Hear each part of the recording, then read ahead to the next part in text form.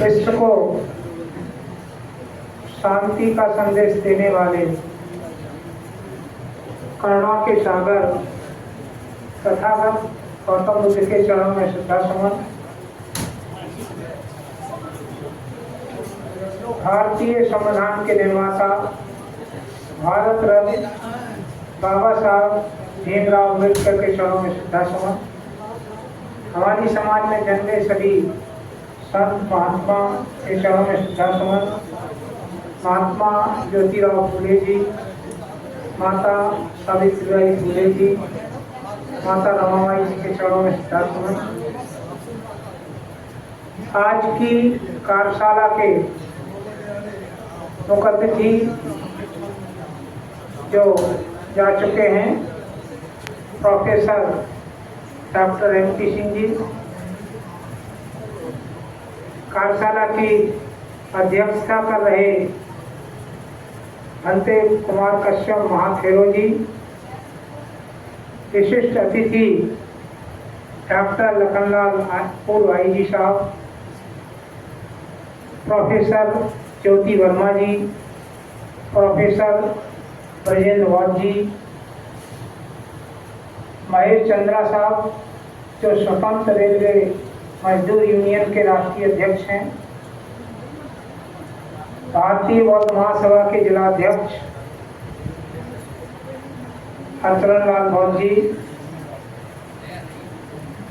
Doctor Dinesh Gautam ji, अनंत गोयल जी और यहाँ पर उपस्थित जो डॉक्टर विजेंद्र बौद्ध की टीम है, सभी प्रोफेसरगण, सभी साथी। समय बहुत ज़्यादा हो गया है, मैं बहुत ज़्यादा न कहते हुए केवल इतनी बात कहना चाहता हूँ कि हमें आरक्षण की आवश्यकता क्यों पड़ी। अत्याचार के खिलाफ, शोषण के खिलाफ, अन्याय के खिलाफ, भेदभाव के खिलाफ, दमन के खिलाफ और मुख्य धारा में लाने के लिए हमारी वंचित समाज को आरक्षण की आवश्यकता हुई। हमें अपने खोए हुए संविधान को वापस लेने के लिए जो हमारा संविधान, जो हमारा संवैधानिक अधिकार था, उसको सम्मान को हमको जो वंचित किया गया था, उसको वापस लेने के लिए हमें स्वतंत्रता के लिए, न्याय के लिए हमें आरक्षण की आवश्यकता है। आरक्षण के जो बिंदु हैं बहुत डिटेल में हमारे पूर्व वक्ताओं ने और ख़ास तौर से MP सिंह जी ने और जो सबसे पहले वर्मा जी जो प्रोफेसर मादा से थे उनके द्वारा और IG साहब के द्वारा विशेष रूप से बताया गया। मैं इतना कहना चाहता हूँ कि इस आरक्षण को बचाने के लिए हमें क्या करना चाहिए। आरक्षण पे बातें हो गई, आरक्षण पे ये भी हो गया कि आरक्षण कैसे कैसे किन किन परिस्थितियों में हमसे आरक्षण छीना जा रहा है और हमें उसको बचाने के लिए क्या करना चाहिए। सबसे पहले हमको जो हमारी जो कई संगठन हैं और संगठनों की संख्या निरंतर बढ़ती जा रही है, इन संगठनों को एक मंच पे आना हो जरूरी है। ये जितने भी संगठन हैं एक मंच पे आए और एक कॉमन मिनिमम प्रोग्राम बना के आरक्षण के बचाने के लिए एक मुहिम चलाएं। क्योंकि सुप्रीम कोर्ट ने जो 1 अगस्त को आरक्षण के ऊपर जो एक बम फोड़ा है, वो बम से भी भयावह है। पूरी schedule caste, schedule tribes, OBC को ये खत्म करने के लिए बम है। इससे बचाव के लिए जिस प्रकार से जापान में कार्य किया गया, नागासाकी पे युद्ध बम गिरा था और बमबारी के बाद उन्होंने कार्य करके और वो पुनः खड़े हो गए, उसी प्रकार से हम लोगों को युद्ध स्तर पर कार्य करने की आवश्यकता है।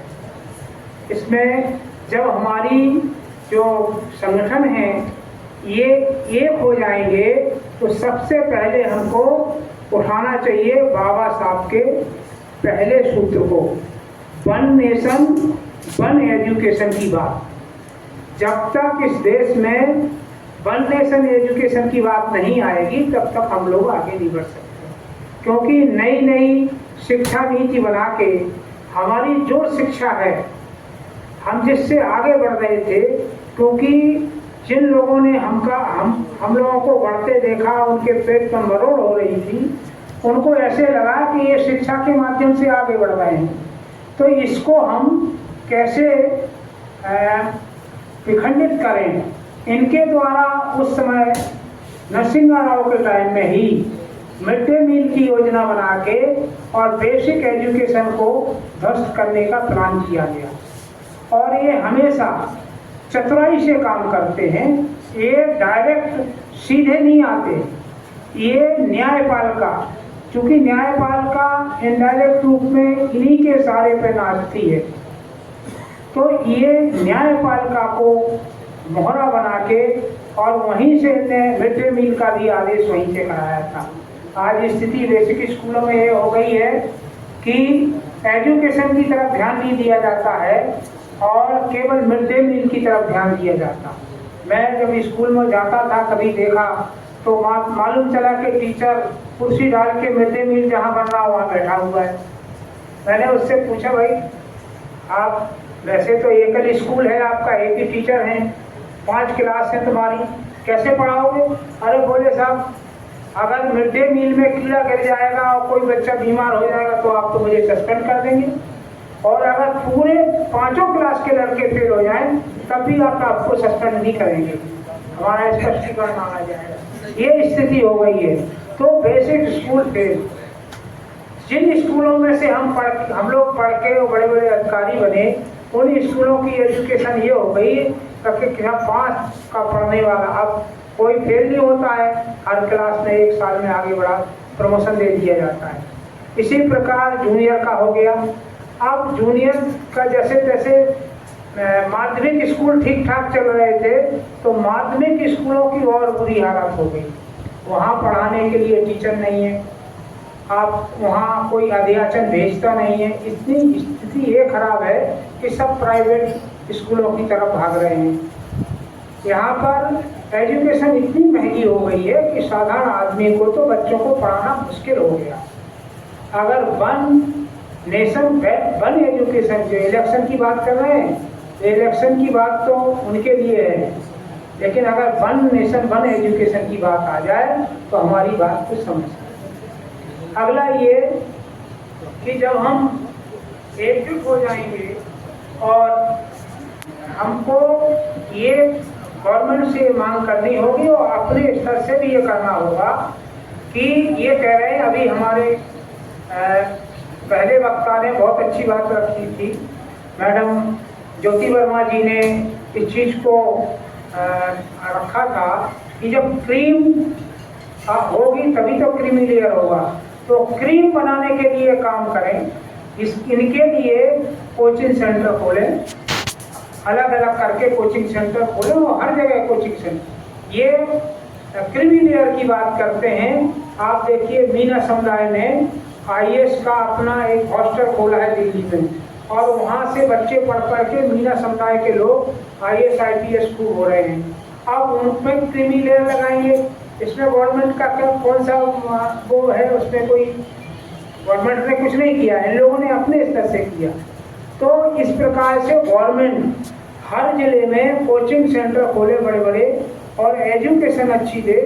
और जो जैसे कि अभी बात आ रही थी लेटरल के माध्यम से जो IAS में भर्ती कर रहे संयुक्त सचिव लेवल पर, इसमें उन लोगों को कर दें जिन लोगों के लिए ये चाहते हैं। और सबसे पहले तो जो जैसा मैडम ने कहा कि PhD कोर्स के लिए 8 में से केवल 2 लोग मिले, तो जब कैंडिडेट ही नहीं होंगे तो आरक्षण में कहाँ जाएंगे? तो उसके लिए पहले तैयार करने के लिए तो करें। जब आप स्कूलों में इस प्रकार की व्यवस्था कर देंगे तो कोई आएगा ही नहीं, तो आपका आरक्षण तो बेकार ही हो जाएगा। तो जो जिस प्रकार से ये इनडायरेक्ट रूप से आरक्षण को ख़त्म कर रहे हैं, इसको पूरा करने के लिए अच्छा इसमें और हम लोगों को विचार करना पड़ेगा। जैसे मैं बहुजन संगठन के तरफ से कोचिंग नेशनल कोचिंग की व्यवस्था की जा रही है, इस प्रकार से और भी लोग आगे आए और कोचिंग की नेशनल कोचिंग की व्यवस्था करें।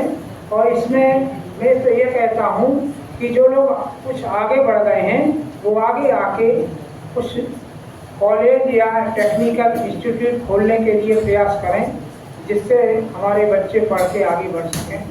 तो ये बहुत ज़रूरी है। और इसमें एक और है, जो हम लोग व्यवसाय के तरफ नहीं मुड़ रहे हैं, इसमें हमें अपने बच्चों को व्यवसाय की तरफ ही मोड़ना चाहिए, क्योंकि आगे चल के निजीकरण होने की वजह से और इस प्रकार से ये प्रयास हो रहे हैं आरक्षण खत्म करने की वजह से, तो अगर ये चलता रहेगा तो ये जो वैकेंसी होगी नहीं तो बच्चे कहाँ जाएंगे। पढ़ लिख के बच्चे अगर अपना व्यवसाय करेंगे तो निश्चित रूप से आगे बढ़ सकें। हमारे समाज का आगे बढ़ने का कार्यक्रम नहीं रुकेगा। यही मैं कहना चाहता हूँ। जय भीम।